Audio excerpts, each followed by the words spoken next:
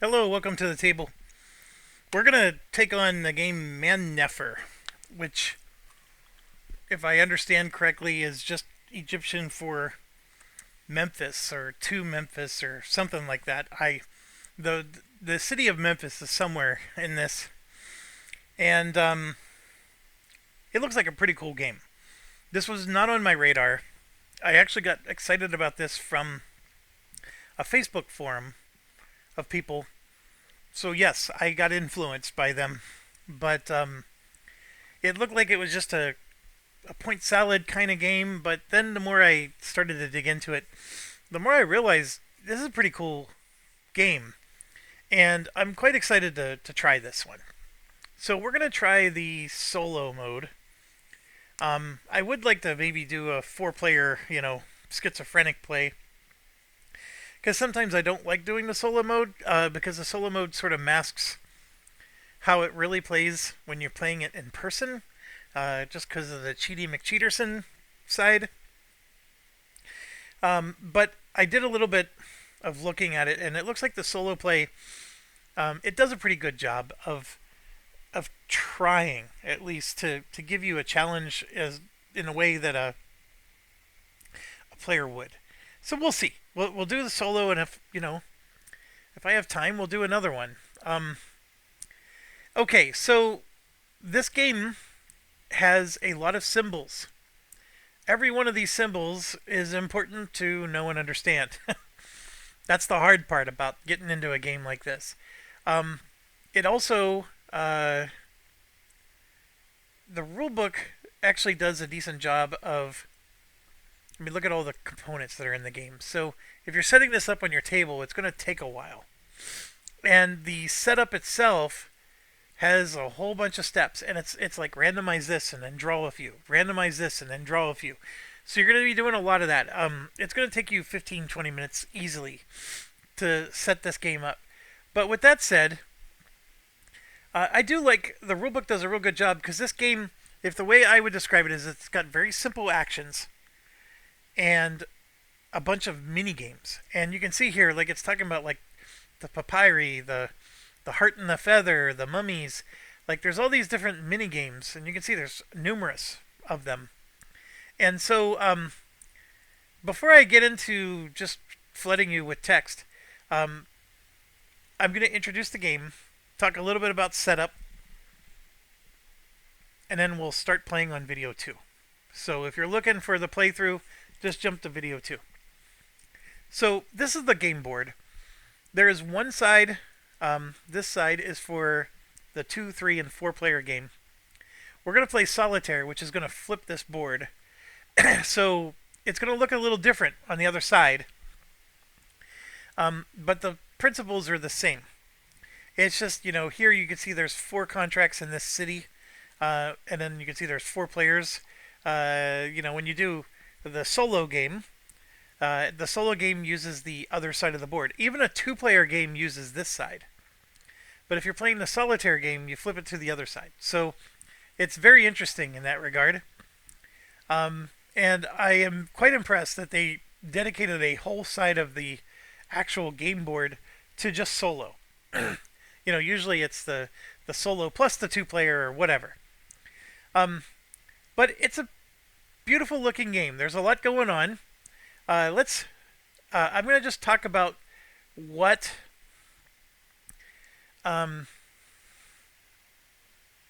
Let's start with the player board first. So the player board has Sphinx. You have 4 of them here. And you basically have to create one, which when you create one, you move it from here over to one of these 4 spots. So this means that they're available. These are ready to be made. And then after you make them, they go over here. And then same deal with the mummies. So you can see there's a stack of mummies, and when you embalm them, they're once again ready to be made, and then once they're made, they go over here. And then this is the Nefertiti thing. I think this is like some kind of like permission pass or whatever. So these are passes that are ready to be made, and then once you make them, they go over here. So you're catching on to a theme by now, hopefully. This is your resources. So you have fish, and then unks, which they call heckas. Um, so you know right now in this case you have 3 fish, 2 heckas. So you're going to gain these and spend them as you play the game. This is one of the mini games here. This is your gift baskets. So these things are baskets, as you can see from the side, and you're going to be able to obtain gifts in the game. And when you get them, they go here. And then you start at the bottom, and then you can't go to the next level until the 2 below it are filled. So in order to go here, you have to have this one and this one filled. In order to go here, you have to have that one and that one filled, etc. So, so that's what these gift baskets are. This little blue here is, and I do love that it tells you the reminder. You must place crafts left to right, and crafts in higher rows must be supported by 2 below them. You score 1 point immediately when you place a craft here. So blue, these blue circles is one of the iconographies. You score points immediately, and then you can see there's points to be scored there as well. Alright, so here is your action grid. You're going to have 3 actions, one here, here, and here, and they're going to be randomized. And so you're not going to know what the actions are at the start of the game. Well, at the start of the game you will, but like they're handed to you. You get these 3 action discs, and they're gonna actually be along here. And I was gonna show you one, but they're not. The game's not set up yet. So, and then you have 3 meeples, which are also actions for you. And let me just explain this real quick. When there's 3 rounds in the game. Each round there's exactly 9 actions each. 3 of your actions is going to be placing your 3 meeples, these ladies here, onto the board. And they go on the board right here on the left side in these gold squares. Okay? Now, there's going to be other people possibly in these squares. And for every other person in the square, you're going to have to pay fish. If the square is empty, you don't have to pay fish. So, when you do these actions, that's 3 of your 9 actions. Because you have 3 of those, and 3 of them can go under the left square. 3 more actions is you can then move them to the right square. And this is considered day and night. So they're basically working at these locations. You know, they go there in the day, and then for another action, you move them over to the nighttime. When they move over to the nighttime, you then move these scarabs along the track, whichever track you're on. So if you're here and you move over to here, then this scarab moves 1 space to the right. And a big thing to understand in this game is it's very generous from the perspective of, okay, I move this scarab to the right. You get to either take the bonus below the scarab, or you could take any bonus previous. So if I want to take 2 stone every single time I move up, I can.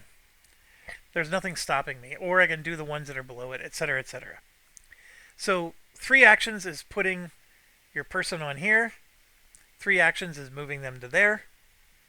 And then 3 more actions is taking these plates back. So when I put this person on to the left side, I then do the actions that's going to be here in this location. And I just do whatever it says. And then after I'm done doing whatever it says, I discard this. And it goes here in the discard pile. Then they get dealt and they shift down. And for 3 more of your actions, remember there's 9 total actions, you're taking your actions that you're going to do the next round. And so there's going to be a whole bunch of choices here, 5 to be more precise, and there's a cost. If you want to take the one at the top, or the bottom one actually rewards you. You gain a fish if you take the bottom one. So we'll get into more of this when we actually start playing, but just understand there's 9 actions. 3 of them is placing here, and then when you do, you're going to do whatever action's written above them. So if I place this meeple, I'm going to do that action.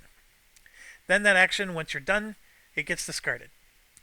The action there's 3 actions where you can move your worker from here to there, and that's when you move the scarab, and then you get to do the actions that are associated with each of these scarabs. And then you have 3 actions where you get to pull these back. When you pull them back, you either pay or get a reward, and those are going to go here for the next era, right, for you to be able to do. And you get to do the action over here on the right. And again, it's generous. So if I pull the top one, I can do this action or any of these actions below it. Whereas if I pull the bottom one, I'm stuck doing only those actions. So another thing to understand is that these 9 actions can be done in any order you choose. But just understand that the first action must be, you have to place a worker here. Because you can't pull one of these back until one of these spots are empty. Right? So you have to place one of these 3 workers as your first action. But after that point, you place a worker here, you can then place another worker, you can move this one over, or you can replace the one you just spent. That is up to you. So very simple game, 9 actions each era or round. Then you got, okay, but hold on a second. You got the entire rest of the board. This is all the mini games. And so this is where I was telling you, you have the Heka and the food, which are the resources. So we talked about that. There's the heart and the feather. So let me show you that one. So the feathers start here on the right. The heart starts on the left. And at the start of the game, you're going to have,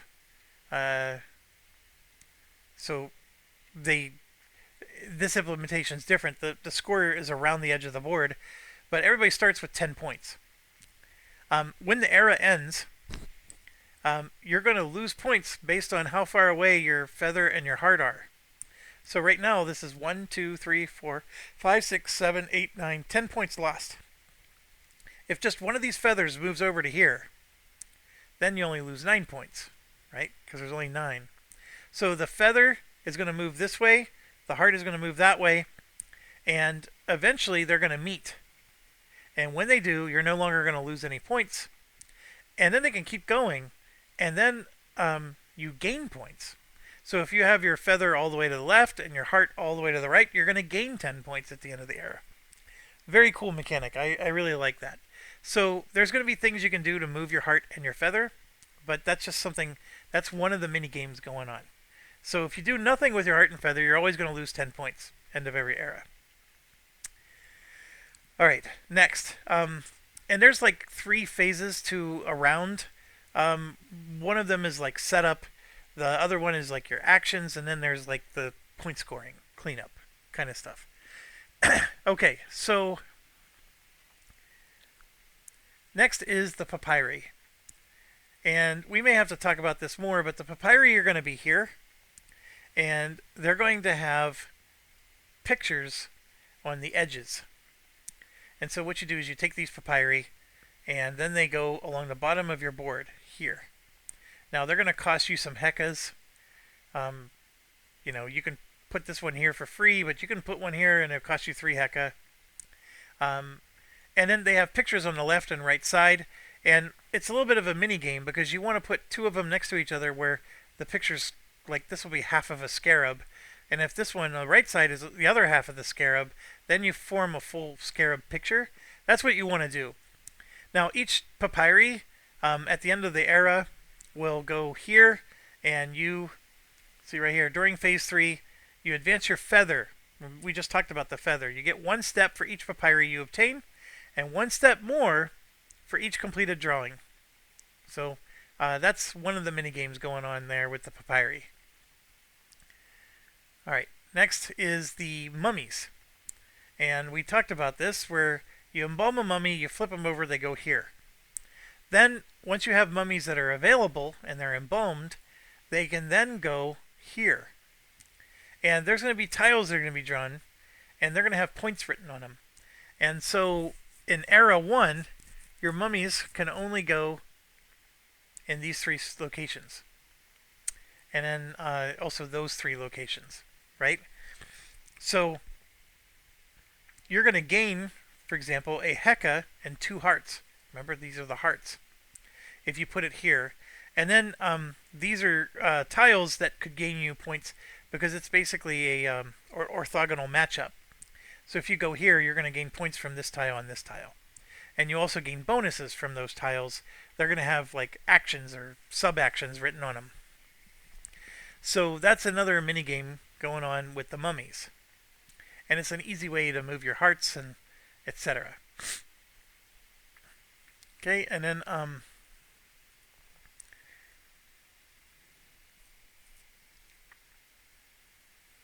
it's called the necropolis.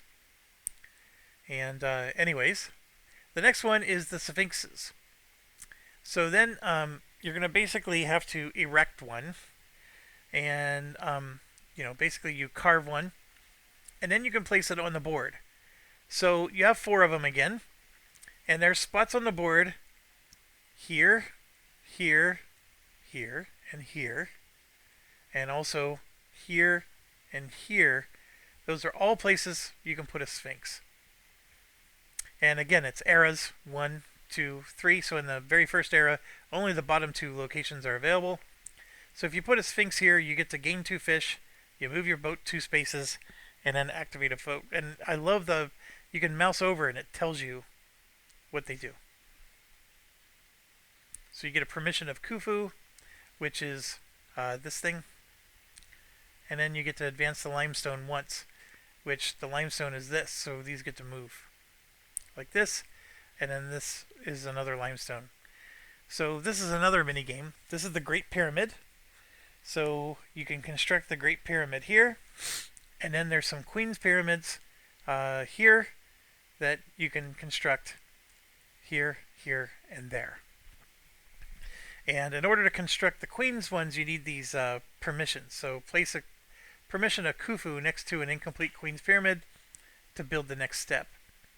You may not move to this space if you do not have permission. Permission, of course, is having one of these. Okay, so that was actually the very next one. So you build every time you get to one of these symbols, and then you got the boats. So we start the game with boats, and the way they work is that when you get movement points, you can move them along the river. And you can also move them into a city. If you move them into a city, it's with the intention of stopping there. So you don't want to like move into the city and then into the river. But if you stop them in the city, you could then, if you activate that boat in the city, you get to gain a contract. There's going to be contracts here. And then after you gain the contract, the boat freely moves into the next river spot. That's what this little arrow means here. And there is a bit of rules here. Your boats can never be in the same space. So you can't have 2 boats in the city. You can't have 2 boats on the same river space. In fact, it even says if you have a boat here in this river and then you activate the city one, instead of it going here, it's actually going to fall back to the space behind it. So there's a lot of that going on here. But basically, you have 4 boats. They can never occupy the same space. And then during the flood phase, which is one of the setup phases, you're going to gain fish based on your boat being beyond a certain point. So if you have a boat past this line here, you're going to gain 1 fish for free. A boat past this line will gain 2 fish. I was talking about if you activate a boat in a city, you gain a contract. But if you activate a boat on the river, then you gain that number of fish. So they can either fish or they can go into a city to get a contract. So that's how the boat mechanics work. And these contracts are going to be like game conditions, like, have 3 boats on the river. There literally is a contract that says that. And so those contracts will line up along the bottom here, and if you satisfy them, you get to flip them over. And when you flip them over, you're going to score those points during the end of each era. So the earlier you finish a contract, the better. All right. The crafts and offerings. We talked about the crafts a bit. The offerings are a little different. Each of those baskets. So the crafts are going to be up here, And again, you grab a craft, you put it on your board, and then this basket is the offering that's going to sit on top of the craft. The craft itself is going to have different rewards based on which level you put them in.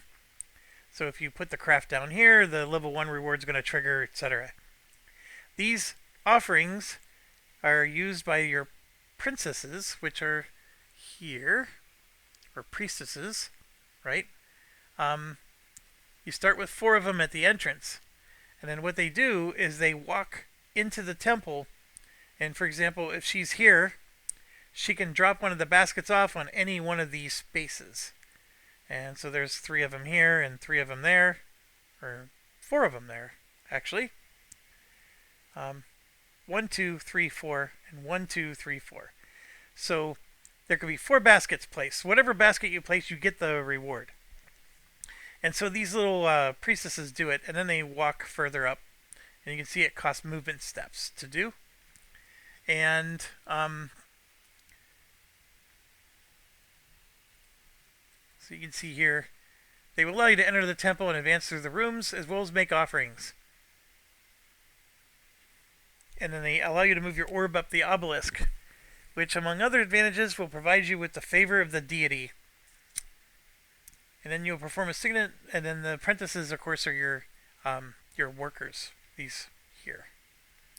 Now, this is the obelisk. You get various things that let you move up the track, and the obelisk will have point scoring opportunities and opportunities to gain hekkas during the flood phase. And then this spot here, there's 10 deities in the game. Only one of them will be picked for your game, and it'll go here. And there will be some kind of deity bonus that you get as you go up this track.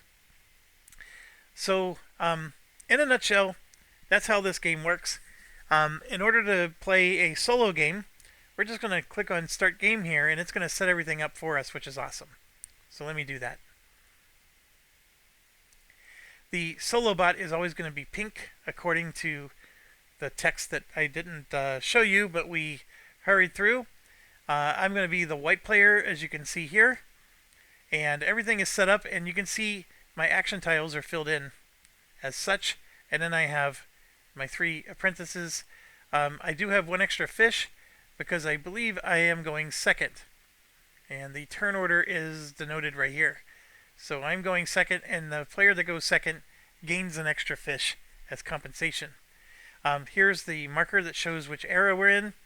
And then because we're playing a 2-player game, these are neutral apprentices that do come in the physical copy. And basically they're clogging up spaces. So if I want to go to this location, I'm going to have to pay a fish because there's already somebody there. It doesn't block me from going there, but it makes me pay more fish to go there. And then you can see we have our, it just set up like a 2-player game. But we are flipped over. I see what he did. So there is a solo side of the board where, and you can see here what he did was he's only filling in the contracts as if it were a 2-player game. So that's fine. That just means these ones don't get filled in. The solo side of the board has a lot of that stuff removed. So there's literally only 2 contracts on the solo side. So you can see that the Queen's Pyramids have already been started, and the same with the Great Pyramid. That's not the case in a 4-player game. All right. In a nutshell, that covers it up. This is the papyri that we were talking about, and then this is like the little half pictures. So you can see this. This will match with that. Those 2 match each other. And this represents all the phases of the game. So when we're taking our turn, we just go along this. And last thing I forgot to mention is this is a little mini game as well. Whenever you're doing these tokens, you can see there's little symbols on the left of them, and they will match what's up here. So like this little goose or duck matches that duck. And so when you take a new tablet, depending on where this is, you want to match the symbol. If you match the symbol, you get to move along the track. All right, I think I've covered everything there is to cover. We're we're getting ready to rock and roll and actually play the game. So I'm going to end the video here, and I'll see you on the other side. Thanks for watching. Stay awesome.